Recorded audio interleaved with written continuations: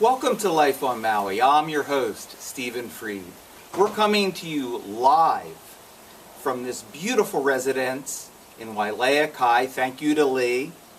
And our guest today on Life on Maui with Stephen Freed is Dr. Gary Schubach, an associate professor of human sexuality. His doctoral research project was Female Ejaculation and the G-spot. A few months ago we had Mahalia on. She spoke somewhat on the same subject, but Gary's a real expert. Well, she is as well, but he is in a different way. He's done a lot of research, and there was so much interest in this, including some prominent members of our community that I won't mention by name, that I just felt like when Gary approached me, I said, absolutely. So, welcome to the show, Gary. Thank you. Thanks, Steve. I wanted to do this for a long time. And I've wanted to do this for a long time, too. So, what is the G-spot, or what is the myth of the G-spot?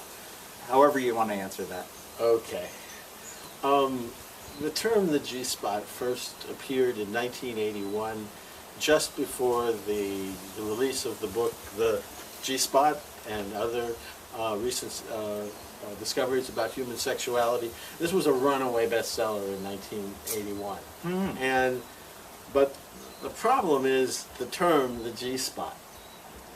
This has become a very well-known phrase in the community, in the world. Yeah. There's millions of searches every day on the internet on this subject. But it is not an anatomically correct term. Aha. This was a term that was created by the marketing department of this book, and it was a brilliant job. I mean, the term has become part of the culture. But the problem is that no one knows what it means, and the medical profession is confused by its inaccuracy. Aha. Now, so what is it? What is there an anatomical spot? What's the reality of it? You've done a lot of research about this. Okay. There is not a spot on the upper wall of the vagina. And this is pretty common knowledge, and almost all doctors who at some point in time in medical school had to work with cadavers and have had enough anatomy where they know there is not only not a spot on the upper wall of the vagina. In fact, the concentration of nerve endings in the upper wall of the vagina is less than in the lower part of the vagina. However, the good news is women have a prostate. I mean, in most cases, it's smaller than the male prostate. But not all cases, because there's great variation. There's some men who will have very small prostates, and there are some women who will have very large prostates. Now, for years, that the term was known in medical science as Skene's glands. If you ask a doctor, they'll know what Skene's glands is. Mm-hmm. They'll know what periurethral glands are. But G-spot is not a technically accurate term. There is no spot on the upper wall of the vagina.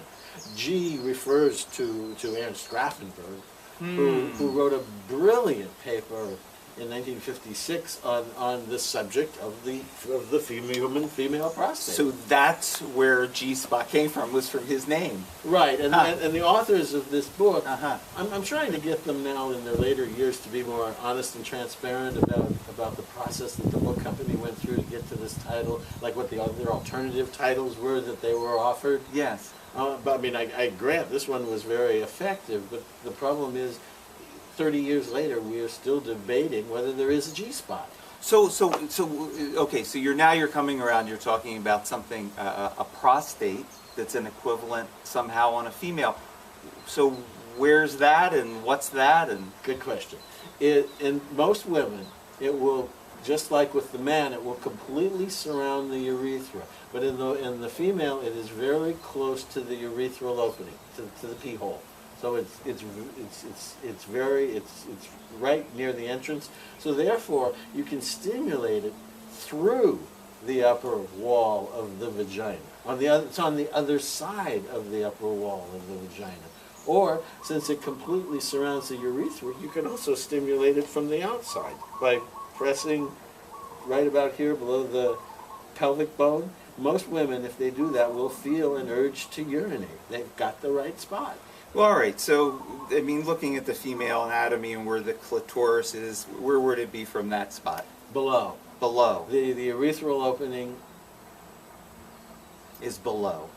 Okay, so you're saying it can be pushed on right from the outside. Yes, and stimulated. Just as with the male, you can stimulate the prostate through the anus. Right. But you can also get it from the other side, which is at the perineum. Right. If you stimulate just the right spot in the perineum, you'll get the male prostate from the other side. Right. Doesn't have to be done through the anus. Right.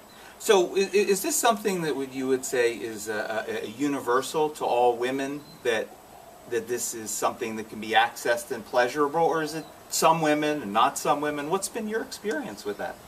Well, we as sexologists, we have to be careful every time we use always and never. Yeah. Because just one case invalidates it.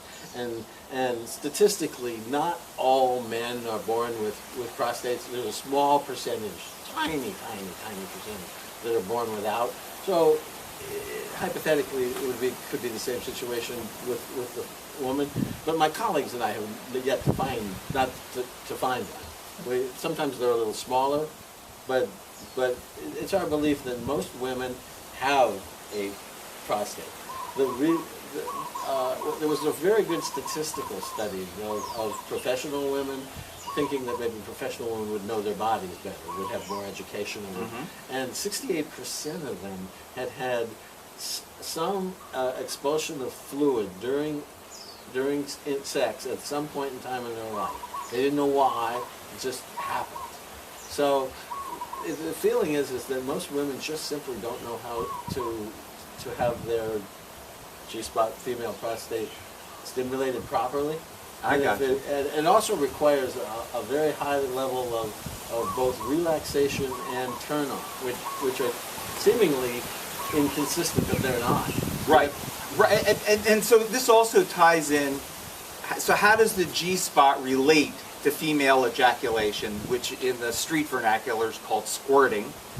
Well, it can be a trigger, and it is the easiest trigger. I mean, but not the only. I mean, in my doctoral research project, we documented ejaculation both with no G-spot stimulation at all, with no clitoral stimulation. Huh. We had one case just anal only. Huh. So actually, that leads into a really good point. Yes. The Gräfenberg article, the original article that this all came from, it's on my website, and I really suggest people read it. And your website is? drg.com, DOCTORG.com. drg.com. Right. Okay, great. And in the original Gräfenberg article, he makes the point that there are innumerable spots in the human body from which orgasm can be obtained. We haven't learned them all.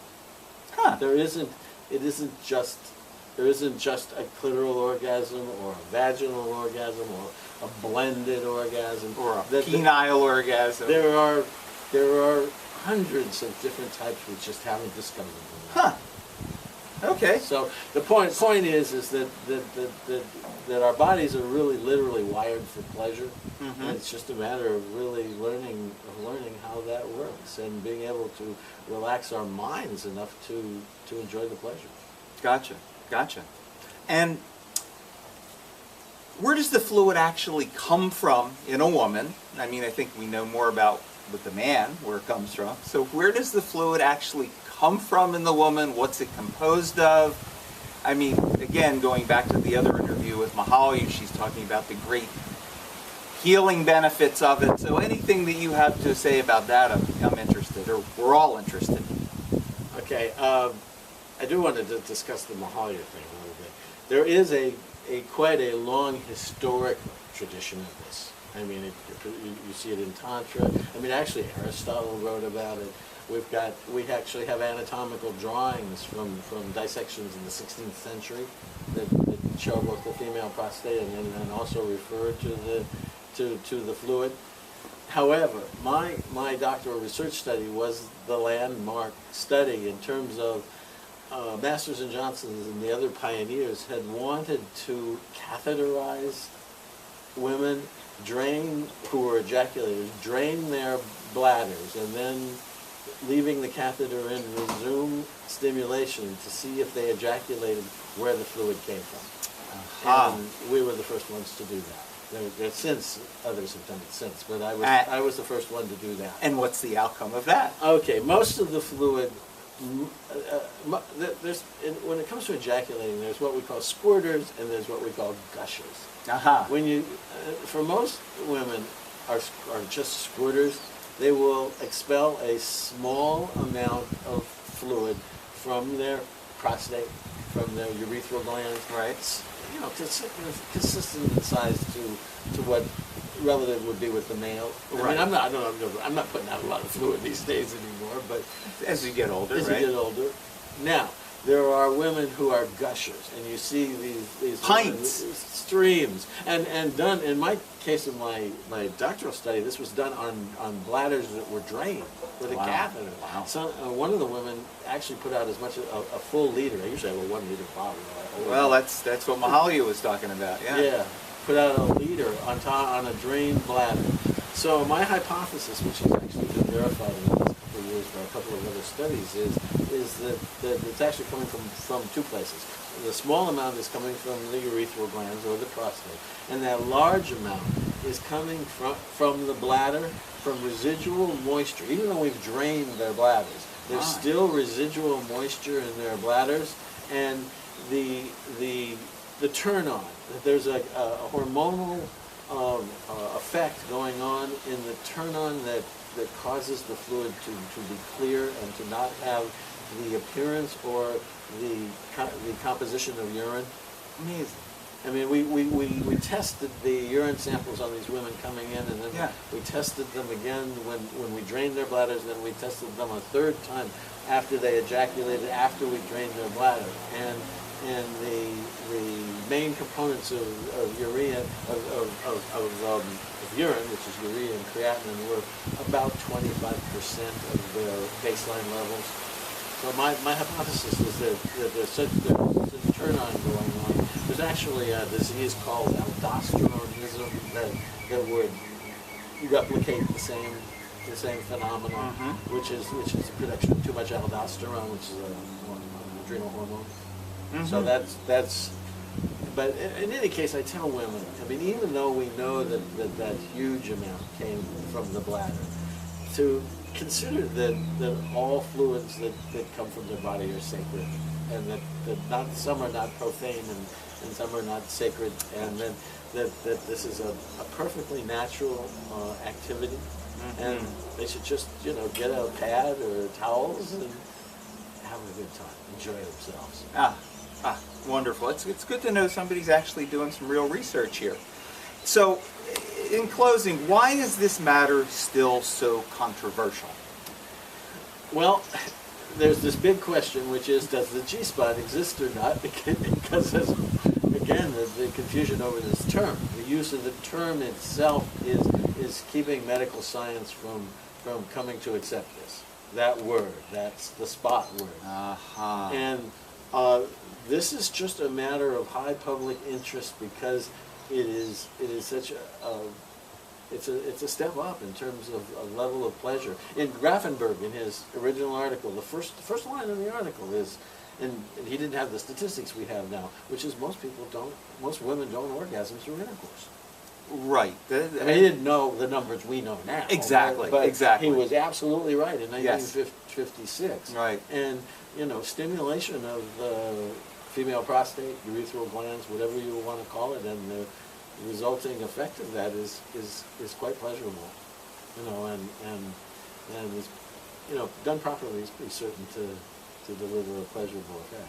Wonderful. Again, let's say your website again. drg.com, doctorg.com.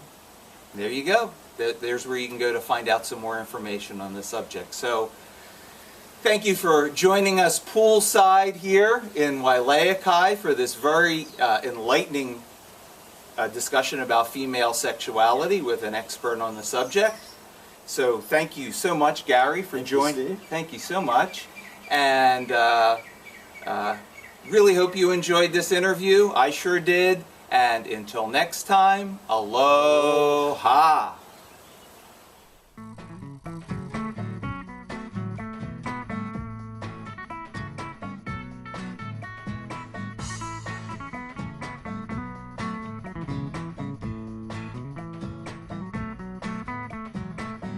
Call me crazy, but I'm never